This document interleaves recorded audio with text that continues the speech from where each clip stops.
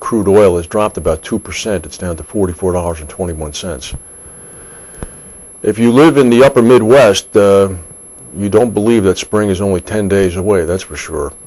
Heavy snow driven by wind gusting up to 40 miles an hour brought parts of North Dakota, South Dakota, and Minnesota to a standstill yesterday. Up to a foot of snow was forecast yesterday for parts of eastern North Dakota and western Minnesota. The Weather Service posted blizzard warnings for North Dakota, South Dakota, and Minnesota. All three states reported school closings. North Dakota officials closed Interstate 29 from the Canadian border to the South Dakota state line. That's about a 400-mile run. Earlier, Minnesota and North Dakota authorities shut down a 130-mile stretch of the east-west Interstate 94 from Jamestown all the way to Fergus Falls, Minnesota in the east. Fargo residents, which is the biggest town in North Dakota, were advised to just stay home. The police chief said today would be a great day for everybody to enjoy a movie at home. According to the police chief, North Dakota State University even shut down. The Weather Service said that the late afternoon temperature was 0 with a wind chill factor of 24 below 0. And also, last evening, an ambulance rolled over on an icy stretch of I-94 just west of Fargo, unfortunately killing the patient it was transporting. It was a ship sinking about 75 miles off of Japan. Rescuers are still searching for 16 missing sailors. A freighter collided with a car carrier from Panama. The details are as follows. The South Korean Orchard Pia and the Panamanian flare carrier, the Cygnus Ace, that's the ship shown here. We were unable to find a picture of the Orchard Pia. The Pia is in fact the ship that sank, apparently. There was the collision between the two ships in rough seas and rain about 75 miles south of Tokyo in the early hours yesterday. Rescue boats have found no sign of the Orchard Pia except for an oil slick, an empty life raft, and several life vests, presumably not on anybody. The Coast Guard is saying we're continuing our search on the basis that they're still alive, referring to the sailors. It's uncertain how long we will continue the search. The accident occurred in low visibility off Izu-Oshima Island as rain and strong winds battered the ship. The Cygnus Ace proceeded into port and immediately, actually the Cygnus Ace reported the accident immediately to the Coast Guard and said that the ship they had collided with had disappeared off its radar. It then sailed into Yokohama, where Japanese authorities questioned the crew. The ship that went down, the Orchard Pia, again, it's presumed to have gone down, was carrying a load of steel coils and had been traveling from the port of Kashima in eastern Japan toward South Korea. Our friends at Insurance Day ran an article today on page 3. The headline is, Pressures on Al-Qaeda to, quote, deliver the goods, unquote, with large-scale attack grow.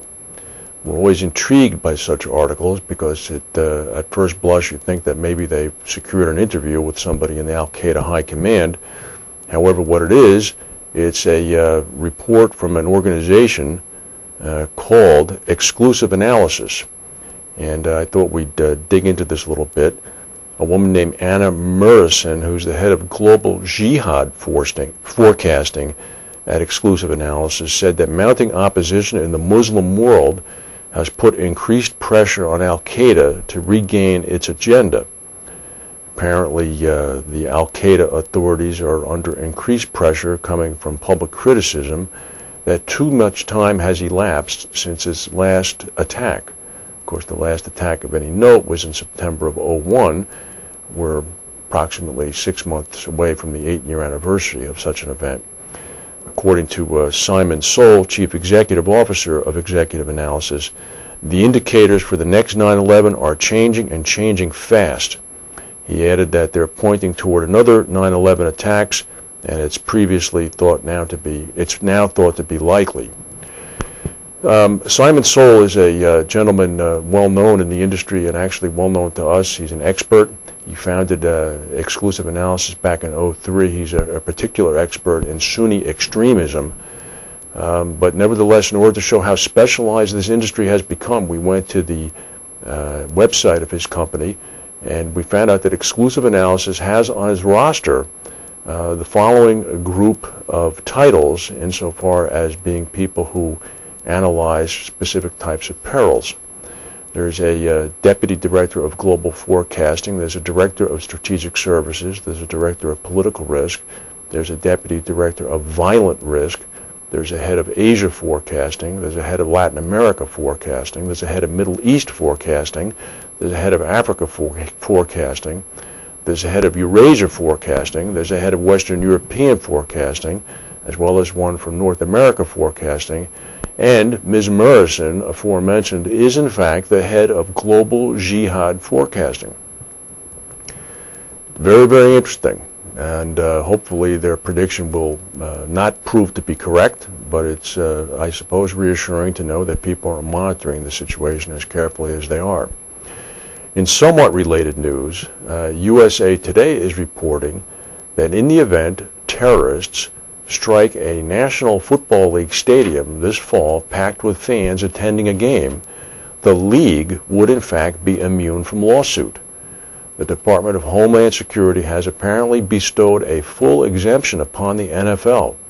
This under a 2002 law called the Support Anti-Terrorism by Fostering Effective Technologies Bill. The law and the exemption extends only to companies or services that the Department of Homeland Security has approved as being effective in anti-terrorism. The law requires, underline, requires a court to dismiss suits against companies whose products have Homeland Security's highest ratings. How did the NFL achieve this designation? Well, the government approved a 9-page, underlined 9-page, stadium security guideline memo produced by the National Football League. I have written book reports longer than 9 pages, and if I was on the plaintiff's end in the event of a terrorist attack at a fully loaded NFL stadium, and if I was precluded from suit, I would be a little bit concerned. Down in Australia, coal exports from the Australian state of Queensland continue to be affected today by tropical cyclone Hamish. Now there's been a derailment of a coal train that's added to the problem. A spokesperson for BHP Billiton said seas are still too rough to allow shiploading at the Hay Point port. Hay Point is a port jointly operated by BHP Billiton and Mitsubishi. It's the biggest exporter of coking coal. It has an annual throughput capacity of 44 million metric tons a year. A little bit further away at the Dalrymple Bay coal terminal, a train has been derailed. It's in the process of currently being put back on the tracks, but coal cargoes there have been interrupted.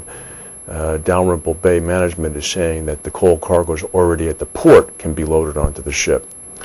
Fortunately for Billiton, contracts for shiploading at the key coal export port are, quote, take or pay.